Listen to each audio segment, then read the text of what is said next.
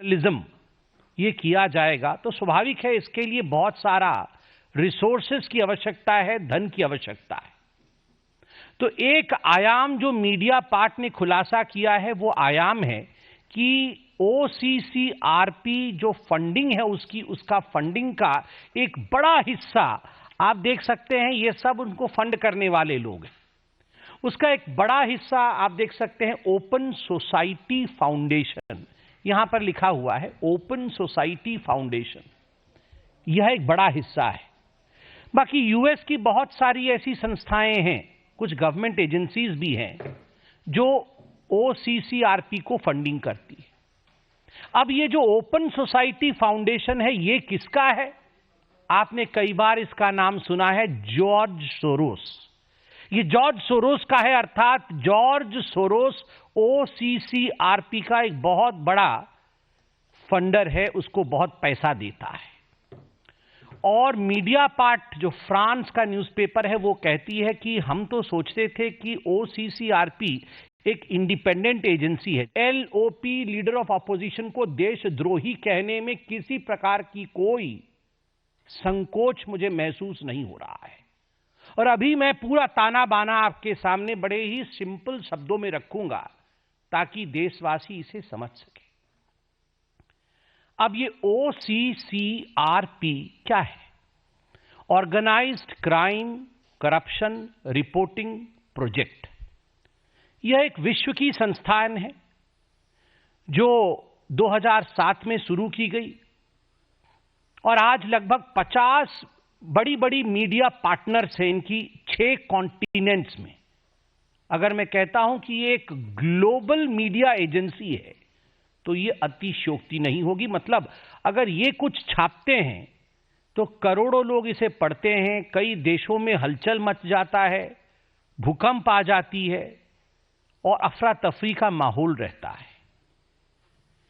इतनी बड़ी एजेंसी जब काम करती है तो उसके लिए बहुत सारे पैसों की आवश्यकता होती है, वरना इतने लोग एम्प्लॉइज हैं, इतना इन्वेस्टिगेटिव जर्नलिज्म ये किया जाएगा तो स्वाभाविक है इसके लिए बहुत सारा रिसोर्सेज की आवश्यकता है, धन की आवश्यकता है।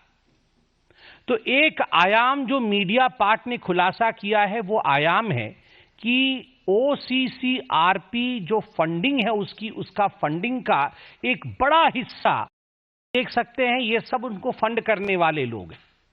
उसका एक बड़ा हिस्सा आप देख सकते हैं ओपन सोसाइटी फाउंडेशन, यहां पर लिखा हुआ है ओपन सोसाइटी फाउंडेशन, यह एक बड़ा हिस्सा है। बाकी यूएस की बहुत सारी ऐसी संस्थाएं हैं, कुछ गवर्नमेंट एजेंसीज भी हैं जो OCCRP को फंडिंग करती है। अब ये जो ओपन सोसाइटी फाउंडेशन है ये किसका है?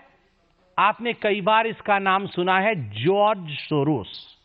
ये जॉर्ज सोरोस का है, अर्थात जॉर्ज सोरोस OCCRP का एक बहुत बड़ा फंडर है, उसको बहुत पैसा देता है।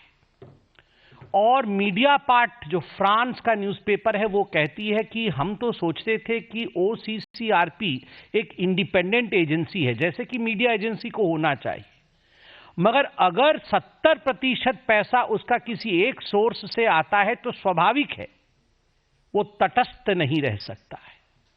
वो तटस्थ नहीं रह सकता है, न्यूट्रल नहीं रह सकता है। जो पैसा देता है उसके इंटरेस्ट में, उसके हक में वो बात करेगा। तो OCCRP किसके हक में बात करता है?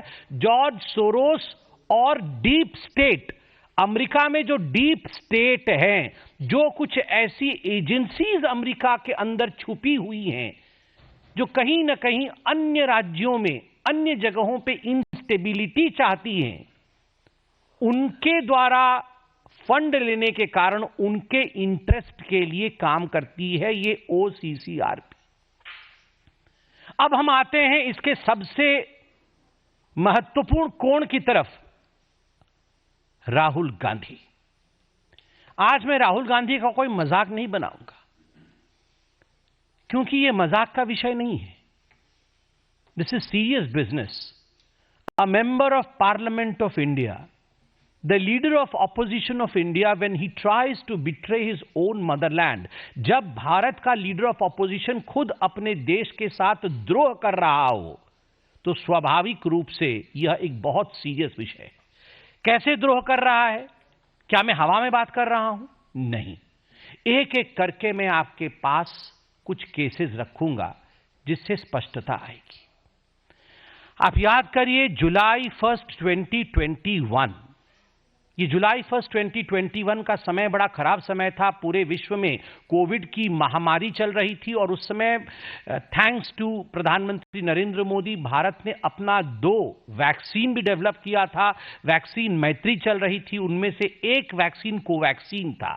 कई कंट्रीज ने ऑर्डर प्लेस किए थे कि हमें कोवैक्सीन का स्टॉक चाहिए, और ठीक उसी समय जुलाई 1 2021 में ये OCCRP, इस मीडिया हाउस ने एक आर्टिकल पब्लिश किया कि ब्राजील ने $324 मिलियन वर्थ कोवैक्सीन जो उन्होंने ऑर्डर किया था, कैंसिल कर दिया।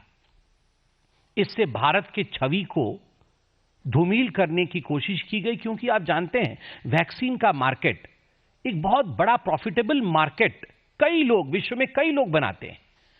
भारत अकेली ऐसी देश थी जो वैक्सीन मैत्री कर रही थी, जो वैक्सीन बिना पैसे के भी दे रही थी, और पूरे विश्व में भारत ने एक स्थान बना लिया था। आज भी वो स्थान बरकरार है।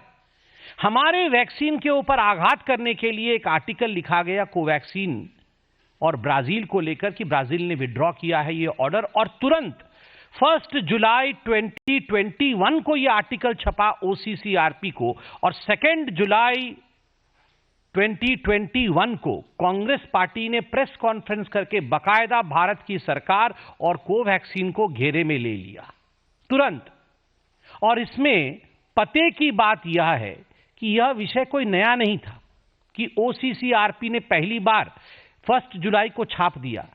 ये जून में भी पता चल चुका था कि ब्राजील कोवैक्सीन नहीं ले रहा है, मगर जब OCCRP ने छापा तब जाके राहुल गांधी ने इस पे प्रेस कॉन्फ्रेंस किया। अर्थात OCCRP dictates and Rahul Gandhi follows.